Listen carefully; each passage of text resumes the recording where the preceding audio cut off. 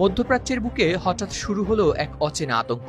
সকাল থেকে রাত, রাস্তাঘাট, শ্রমিক ক্যাম্প, সীমান্ত চৌকি, সবখানেই যেন এক অদৃশ্য জাল বিছিয়ে দিয়েছে সৌদি নিরাপত্তা বাহিনী। আর সেই জালে মাত্র এক সপ্তাহেই ধরা পড়লেন প্রায় 22,000 প্রবাসী, যার ফলে অনেক বাংলাদেশি প্রবাসীরাও রয়েছেন শঙ্কায়। গেল 14 থেকে 20 আগস্ট পর্যন্ত পুরো সৌদি আরব জুড়ে চালানো হয় এই ব্যাপক অভিযান।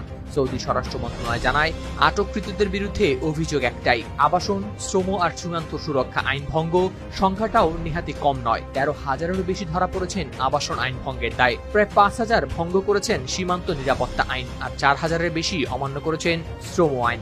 গেল শনিবার সৌদি আরবের স্বরাষ্ট্র মন্ত্রণালয়ের বরাতে এ তথ্য জানিয়েছে গালফ নিউজ। শুধু তাই নয়, অবৈধভাবে সীমান্ত পেরোতে গিয়ে ধরা পড়েছেন আরো 1,700-এর বেশি মানুষ, যাদের বেশিরভাগই ইয়েমেন আর ইথিওপিয়ার নাগরিক। কেউ কেউ আবার পালিয়ে দেশের বাইরে যাওয়ারও চেষ্টা করেছিলেন, সেখানেই ধরা পড়েন তারা। সৌদিতে থাকা কিছু স্থানীয়কেও করা হয়েছে গ্রেপ্তার, কারণ তারা অবৈধ প্রবাসীদের আশ্রয় ও পরিবহনের সহায়তা দিচ্ছিলেন। সংখ্যাটা যদিও ছোট, মাত্র 18 জন, তবুও বার্তাটা বড়। বর্তমানে প্রায় 26,000 প্রবাসীর বিরুদ্ধে চলছে মামলা। এর মধ্যে 23,000-এরও বেশি পুরুষ আর 2,500-এর মতো নারী। অনেককেই পাঠানো হচ্ছে তাদের নিজ নিজ দূতাবাসে। শুরু হয় দেশে ফেরার প্রক্রিয়া। এদের মধ্যে কয়েক হাজারকে পাঠানো হয়েছে ফেরত।